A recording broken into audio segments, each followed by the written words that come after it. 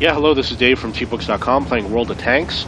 The tank is the IS-2. This is a Russian Tier 7 heavy tank. It's also a premium tank, and the map is Live Oaks. Now, this game is very interesting. The enemy... this is also a Tier 9 game, and I'm a Tier 7 tank in a Tier 9 game. The enemy team has 6 heavy tanks. We only have 2.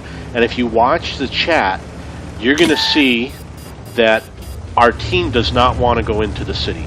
Normally what I do is I go to this spot and I look down this alleyway, and as the tanks cross by, I take shots at them. Very effective. However, I was spotted, so I have to retreat.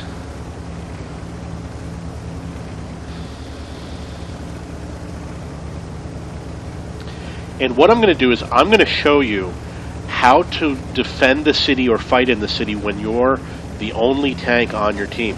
So there's going to be 7 enemy tanks in the city and me. It's not going to be a perfect game. I am going to make some mistakes. I advanced it. This is the way you approach the city. You're going to want to stay low. You can see all the enemy tanks there. They already know I'm coming. There's a little gully over here. So the first thing I'm going to do is get into this gully, and I'm going to sit here and evaluate, because I haven't done this very often. You want to evaluate what's going on. The situation is a lot worse than I thought. Based on what I'm seeing, and I don't know if this is accurate, but the mini-map shows 1, 2, 3, 4, 5, 6, 7, 8 tanks in the city. And I don't know if that's accurate, but that is what the mini-map says. So it's me against 8 tanks. And you can see that along the rail in the southeast, we have a large number of tanks against a few of their tanks. So we're probably going to win in the southeast, and we're going to win in the city too. Now, I'm going to tell you my strategy in advance. My strategy is to spot the enemy tanks, take shots when I can, but stay alive. And I'm going to get to the point where I'm probably going to have 2 hit points left out of stupidity. And I'm going to stay alive and continue to spot the enemy team. And you're going to see how the enemy team turns into a complete disaster. On the mini-map, you're going to notice that there are gray buildings. They're gray rectangles. Those are the buildings excuse me, please. The light gray buildings on the mini-map can be destroyed. You don't want to do it with ammo if you can avoid it. My plan was to ram down those buildings. Go in, knock down as many buildings as I can, and leave. However, if you look where the E75 is, he can shoot all the way down that road. And I know he can do it from very close to that position, because that's where I go all the time to shoot down that road. So I decided to take a few shots at the buildings. It probably wasn't necessary, and I actually probably did hit a tank. So my plan from here on out is to basically, after evaluating what's going on, I'm going to park next to this house over here, and I'm going to spot the enemy tanks so my allies can snipe at them.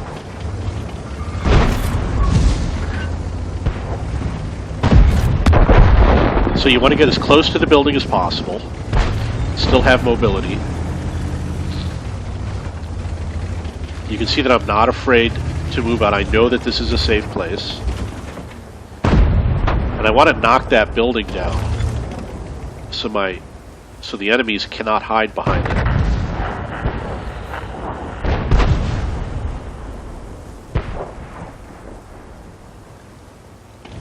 See, there's a Tiger tank right there.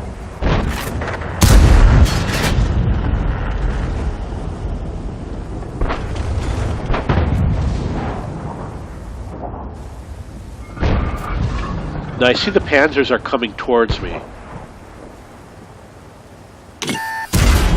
Critical hit. So obviously he didn't know I was there.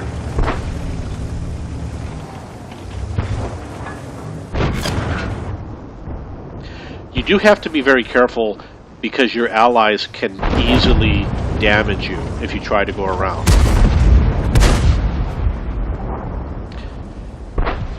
Now, one thing you're going to notice here is that there are 4 enemy tanks in my near proximity.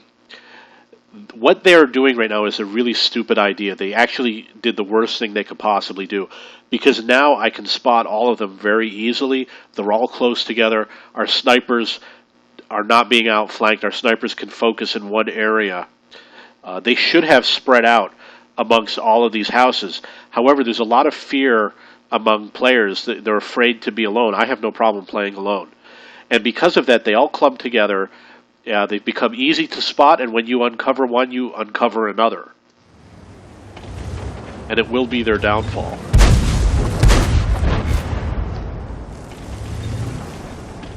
If you look at the chat, you'll see that my team is very excited about what's happening. And you can also notice that we did win in the southeast along the rails. We outnumbered them very easily, and we held them off in the city.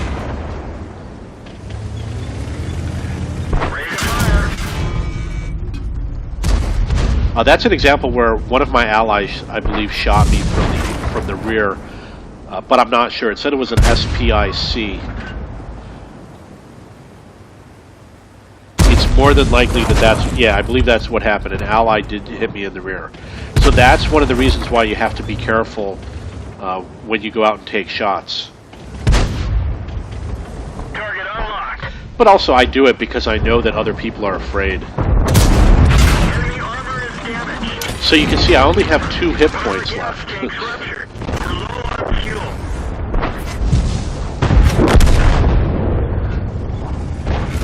And, you know, they think that they're going to come out and hit me. And look at that angle. I mean, the IS-6's angle is absolutely horrible. He's just asking to be destroyed. And even though I only have 2 hit points, what I'm doing right now is I picked this view angle. You know, I could have been at any angle that I want. But I picked this particular angle. This is exactly as I played it in the game, because I can watch the Panzer Mutz and I can watch his gun. I can see that he's pointing right where my tank is. If he moves his gun to point in another direction, I can go out and take a shot at him. You'll notice he's moving back. Watch his gun. Someone's going after him. See, now his gun, looks like he's coming after me. Gotcha. The score is 14-2. For some reason, that IS-2 stayed up there in the A4 area, and apparently there was a Panzer Mutz up there also. But that's it, and the game is over.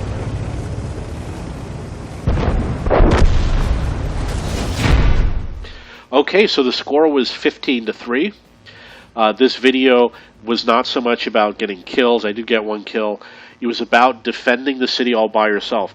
The tank destroyers that were sniping would have had a more difficult time sniping if they didn't have someone in the city spotting. If you don't have a good tank, you have to send a spotter. Even if it's a tank destroyer, you send whatever you can. Even if you got to send an SPG or artillery to the city to spot, you do it. It's absolutely necessary, and it totally changed the game. They thought that they were going to go through and clobber us in the city, and they were completely wrong. One other detail I'd like to point out is I did check my spotting damage after the game was over, and I don't think I was that impressed. I don't think I got a lot of spotting damage in this particular game, but I was very happy with the game, and that's all that matters. This tank is the IS-2. This is a Russian Tier 7 heavy tank. It's also a premium tank, and it is part of what's called the Berlin Quartet. When I purchased it, it came with a special crew. It is a nice tank. You know, the IS series is a common series within the Russian tech tree. This one has a really good gun. I believe it has the same gun as the IS-6 does. It does the same amount of penetration and damage. So the gun is very good. It's got a Tier 8 gun. It's pretty mobile, and it has a 4-member crew. I don't like the smaller crews because it's a premium tank. I'd rather have more crew members so I can train more people, and get the advantage. For example, there's no radio operator, so if you want situational awareness, one of the other crew members has to use up a skill in order to get that. So that's one of the disadvantages. When I purchased this, it came with a special crew, which had the BIA skill as part of the crew member, and it's not something that you have to earn. So you have 0 experience and you still get the BIA crew skill. After time, it becomes difficult to identify which crew member is a 0 skill BIA crew member. So what I did was I renamed all of them so that the last name is the same. And in this case, they're all Antonov. And I have like 30 of these crew members now. So in the Russians, they're all named Antonov. In the UK line, they're all named Abbott, etc. And they will level up faster than regular crew members. So I could, if I wanted to, I could put in crew members. I have as many as 4 skills, up to 96% or 99%. It's pretty much up there. But what I do is I use the crew members that have the least amount of skill because they level up faster, and this is primarily done for training. It's pretty much standard with all of my tanks. I have BIA, Sixth Sense, Jack of all trades, so I don't have to use a first aid kit, and then I usually use recon. And then for the gunner, I have Brothers in Arms, Snapshot, which makes the gun more accurate, and I have concealment so I can be hidden from the enemy. For the driver, I also have BIA, and I have Smooth Ride, which also makes the gun more accurate while you're driving. And I have off-road driving, which increases driving performance, and I highly recommend it. In my testing, it has worked out really well. For my loader, I currently have Brothers in Arms, Concealment, and Firefighting. I would like to switch I would like to get rid of Firefighting and include Safe Stowage, so I would have Brothers in Arms, Safe Stowage, and Concealment. I highly recommend Safe Stowage. Since I've added it to all of my crew members, I have 113 tanks. Actually, I have 114 tanks now. I rarely get damage to my ammo rack, which means I don't have to use the repair kit to repair my ammo rack, so it makes a huge difference. I also recommend firefighting. You don't need to have firefighting on all of your crew members. If you have one crew member who has firefighting up to 100% and you have full health and your tank catches on fire, chances are you will survive. In terms of equipment, I have the enhanced gun laying drive, coated optics, and vents. Normally I use the gun rammer. However, this tank has an issue with aiming and accuracy and things like that, so I decided to put the gun laying drive instead of the rammer. The coated optics I use because I want to see the enemy before they see me. I'm always out in the front lines by myself. I need to be able to see the enemy first. And vents I use because it's like Brothers in Arms, it's like the food consumable. It improves a wide variety of different aspects of the vehicle. So vents, I highly, highly recommend it. For most of my tanks, I use a third AP, a third APCR, and a third AG. This tank, however, I use a different rule. The reason why is because it doesn't have a lot of ammo. It only has 28 rounds, and to me 28 rounds is not enough. In a typical game you need at least 10 to 12 rounds. You're probably going to fire 10 to 12 shots in a typical game, so you need the 10 to 12 AP rounds to go up when you're the high tier and you're going up against easy tanks. You're going to need around 12 APCR when you're on the lower tier going up against more difficult tanks, and you need a couple of AG rounds to reset cap, to shoot at side scrapers and things like that. So because I didn't want to have 8, 8, and 8, I decided to only do a few HE rounds and split the AP and APCR. If they ever do a sale on ammo and I can get a discount, what I'll do is I will increase the number of APCR rounds so that I have mostly APCR rounds in AG, and I will get rid of AP. This is my current layout, and it's one of the exceptions that I have for all of my tanks. For most of my tanks for the past 3 years, I've been using the small repair kit and the large repair kit. Although, since I've gotten safe stowage, I don't use the repair kits as often. I also used to use the automatic fire extinguisher. However, I was having my crew injured more often, so I stopped using the automatic fire extinguisher. But then when I got the Jack of all trades, it kind of reduces your reliance on the first aid kit. So now I'm using the Lend-Lease oil option to improve the engine power, and I'm very happy that I have it, and I use it on most of my tanks. I currently have 7 Russian heavy tanks, and they're all, a lot of them are similar, like the IS-3A, the IS-6, the IS-4, and the T-10. The IS-2 is obviously very different. The Churchill was made by the British, and the KV-5 is similar to the KV series of tanks. Of all of these tanks, they're all really good, especially in terms of the premium tanks. The IS-3A is definitely one of the best tanks. It's better than the IS-6. It's better than the KV-5, especially at that tier. The IS-2, for its tier, is actually a very, very good tank. Compares very well in terms of Russian premium heavy tanks. In terms of tier 7 heavy tanks, I have 4. The VK4503, the FV201. I have a Tiger 1, which is a non-premium, and I have the IS-2. How does this compare to those tanks? I'm not a big fan of the Tiger. When I first came across it in battle, they were very difficult to penetrate, had a lot of problems going up against them, and I really don't like playing them that much. However, if you play it like a medium tank, I think you'll do really well, because it just fits better as like a strong medium tank. The VK4503, I really don't like it at all. It's a very poorly designed tank. It's not a good premium tank. Don't get it unless you're like me and you have to buy all the tanks. The FV201A45 is an awesome tank. I absolutely love it. However, I think it has a fast firing gun, so you need to be where tanks are out in the open. You have to play against medium tanks, because if you go against heavy tanks, they're going to hide, and then you lose your advantage for your fast firing gun. So the IS-2, compared to the other tier 7 heavy tanks, it does actually very well. I really, really, really, really like the IS-2, and I highly recommend it.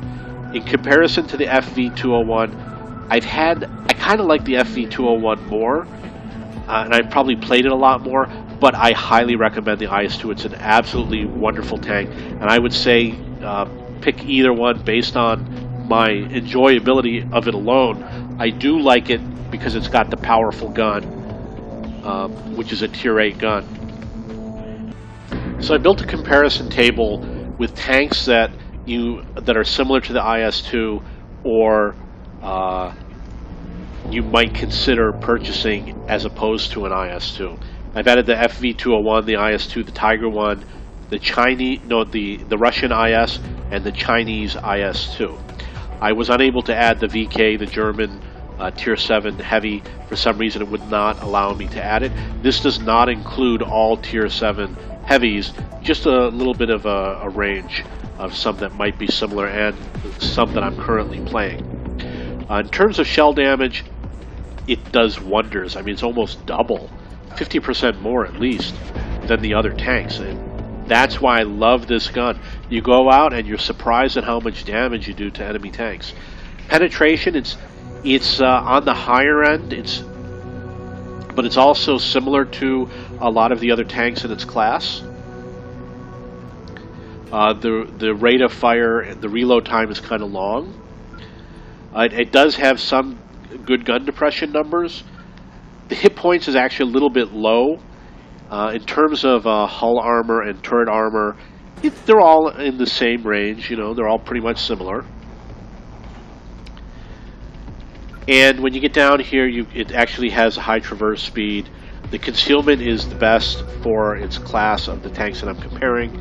The spotting range is actually a little bit low, and the radio signal range is also low. So in that sense, the strong advantage that it has is the amount of damage that it does.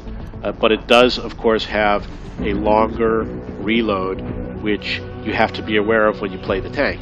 But if you play it like a heavy tank and you're constantly around solid objects and you have time to reload, You should have no problem, and you should have a strong advantage having that high damage gun. Now, if you're considering buying a Tier 7 premium tank, they should all be in around the same price range, which is why I'm going to compare them to other tanks, which includes tank destroyers, light tanks, mediums, etc. If you're going by price and you're looking at Tier 7, the IS-2 is actually a very good choice. I like the FV201. I think it's a great tank. M56 Scorpion, if you like to be able to go really fast and to be able to hide, it's an awesome tank. It's a lot of fun to play. I love the AMX 1357. If you like light tanks, this is almost my favorite light tank. These Panther tanks, I'm not that crazy about them, but I'm starting to get the hang of them, so I kind of like them a little bit more and more, especially considering I have 2 or 3 different versions of them now that I'm playing. These tank destroyers, they can do a lot of damage, and if you like high damage games, you might enjoy something like this. I'm starting to also enjoy playing these tanks, but I don't like to sit back and snipe. So that's why I'm not a big fan of those types of tanks. This type of a tank, I love this tank because I don't sit back and snipe with it. It's very well armored, so I drive all around the map looking for people to shoot at. Then you've got the Type 62, which is obviously a light tank. Doesn't compare to the IS-2. I would say, in terms of all these tanks that I mentioned, and of course you got the T-28, which you win, I would say my favorites, in terms of dishing out damage, I like playing the IS-2, and I like playing the AT-15A, and I like playing the FV201. In terms of running around and sniping, obviously I like the AMX 1357, the Scorpion, and the E25. However, if you are someone who does like damage, you might also like this ISU 122S, which looks like it has exactly the same gun, or the same specifications as the IS-2, with the exception of perhaps the reload time. So is it worth it to buy the IS-2? I would say yes, absolutely yes, it is worth it if you're considering buying it, especially if you like heavy tanks. I would say definitely buy this tank, especially if you get the zero skill BIA crew members. It's totally worth it.